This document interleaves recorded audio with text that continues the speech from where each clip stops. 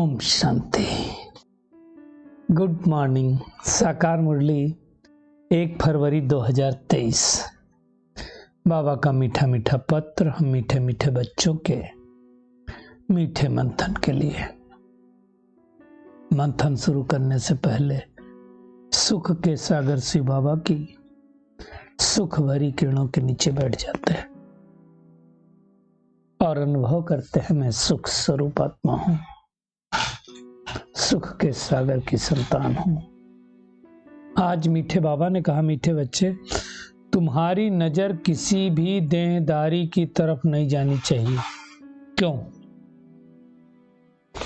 हमें कोई देहधारी नहीं पढ़ाता है, हमें पढ़ाने वाला कौन है?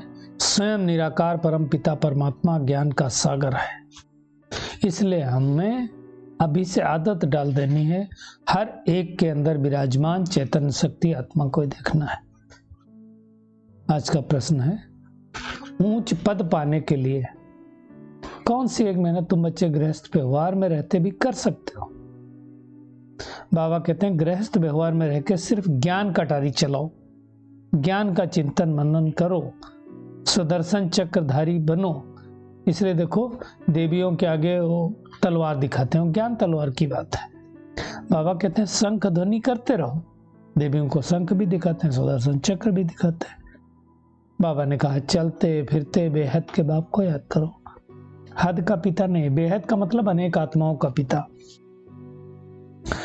और उसी सुख में रहो तो क्या होगा? ऊंच पद मिल जाएगा। यही तो मेहनत है, यही तो मेहनत की बात है। दूसरा प्रश्न है, योग से तुम्हें कौन सा डबल फायदा होता है? बाबा ने कहा, एक तो इस समय कोई विकर्म नहीं होता। अब हम योग करते हैं, राजयोगी बनते हैं, राजयोग का अभ्यास करते हैं, तो इस समय विकर्म नहीं होता है।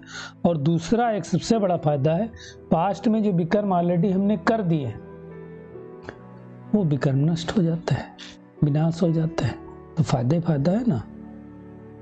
आज का गीत है, माता तू माता सबकी भाग्य विधाता। किसके बारे में गीत है? जानते नहीं। ये गीत है जगत अम्बा के बारे में, जगदम्बा के बारे में। वो कौन थी, कहां से आई, किसी को कुछ नहीं पता है ना। क्यों उसकी इतनी महिमा है ना। तो मम्मा ही जगदम्बा बनती है, वही जगदम्बा जाकर के सतयुग में लक्ष्मी बनती है। अब देखो, देवियों का, जगत अम्बा का चित्र गोरा दिखाया गया है और काली का कलकत्ते में देखो तो काला दिखाया गया है। क्यों? क्योंकि इस समय सतयुग में आत्मा गोरी होती है और फिर पाठ बजाते बजाते कलयुग के अंत में काली हो जाती है। समझाने की बात है, कौन समझा सकता है? परमात्मा। दूसरे सत्संगों में ऐसा नहीं होता है। वो निराकार परमात्मा ब्रह्मात्म द्वारा ये बातें हमको सुनाता है। तो बुद्धि किसकी तरफ चली जाती है? परमात्मा की तरफ।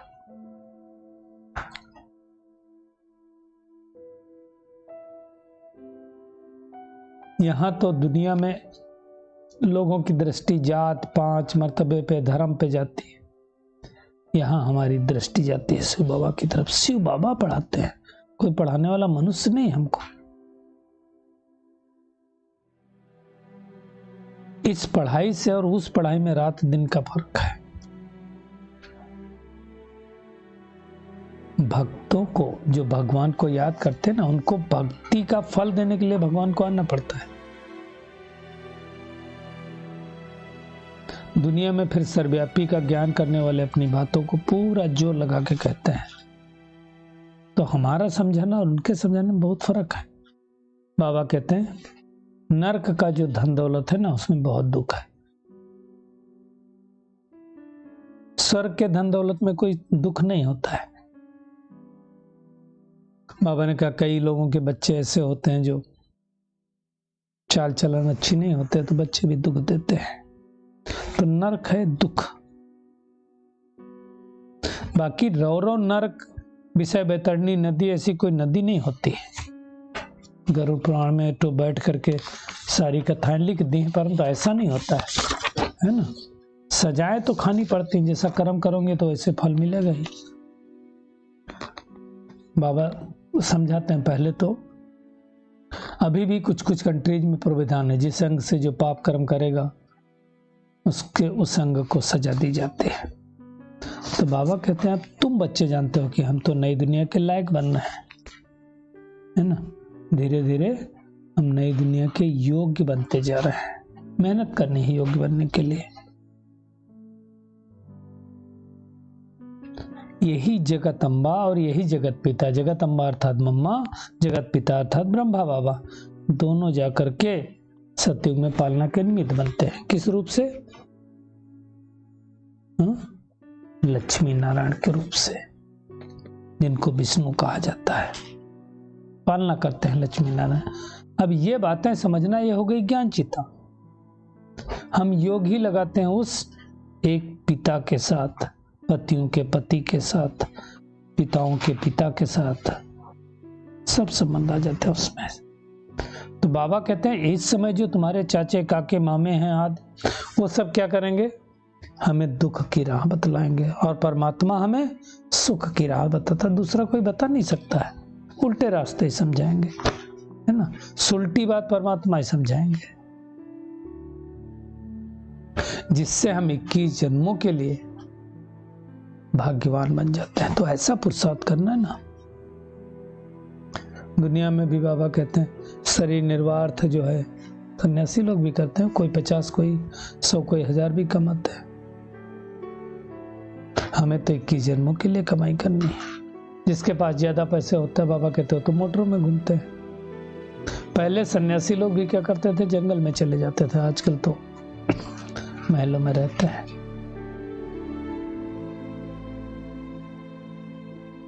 क्यों जाते थे जंगल में? क्योंकि तंग हो जाते थे इस दुनिया से।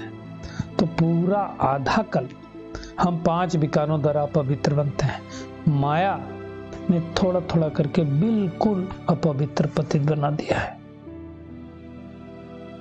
अब भगवान समझाते हैं, हमें कम याद करो तो विकर्म नष्ट होंगे। रावण दुख देता है ना, इसका बुत जलाते हैं, सबसे बड़ा दुश्मन है। बाबा ने कहा कोई ने गवर्नमेंट को अप्लाई किया कि रावण को नहीं जलाया जाए, बहुतों को दुख देता है, परंतु कौन मानेगा? कोई समझते नहीं कि रावण मेरे अंदर बैठा है, कोई बाहर है। रावण क्या? बाबा समझाते हैं कि द्वापर से रावण राज्य चालू होता है। ये समझने की बात है। यहां कोई अंधश्रद्धा की बात नहीं है। हमको स्वयं परमपिता परमात्मा राजयोग सिखाते हैं। हठ योग पूरा हो जाता है, फिर आकर के बाबा राजयोग सिखाता है। हठ योग और राजयोग दोनों इकट्ठे नहीं हो सकते। तो बाबा कहता है बहुत थोड़ा टाइम है, गृहस्थ व्यवहार में रहते कमल फूल समान प्यारे बनो, न्यारे बनो। तो बाबा ने कहा एक तो क्या करो,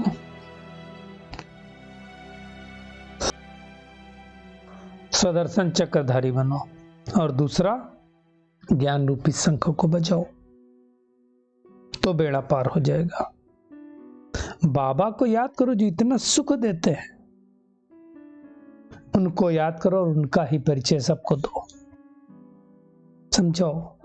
बोलो तुम राज विद्या इस जन्म में पढ़ करके बैरिस्टर बनते हो, ये वाली पढ़ाई पढ़ो 21 जन्मों के लिए, विश्व की बात सही मिली।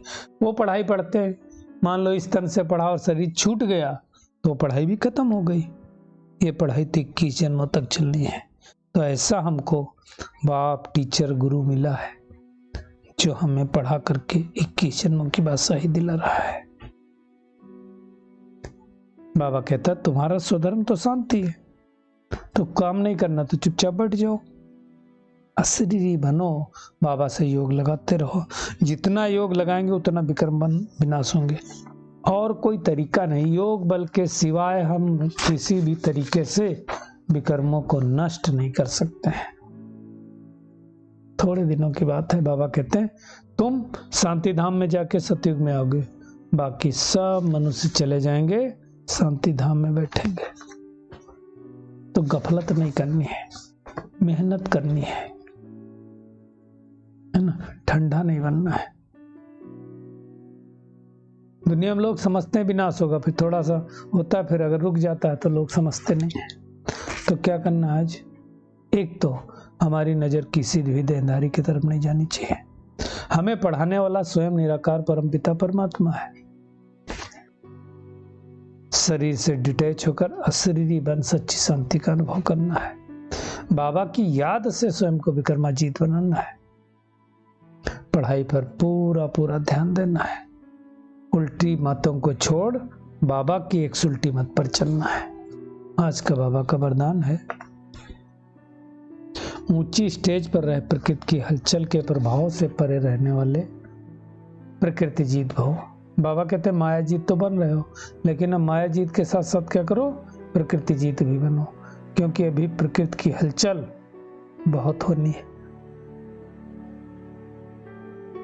बाबा ने कहा कभी समुद्र का जल अपना प्रभाव दिखाएगा, जैसे सुनामी वगैरह नहीं आई थी, कभी धरती कम भूकंप आएगा, हिलेगी।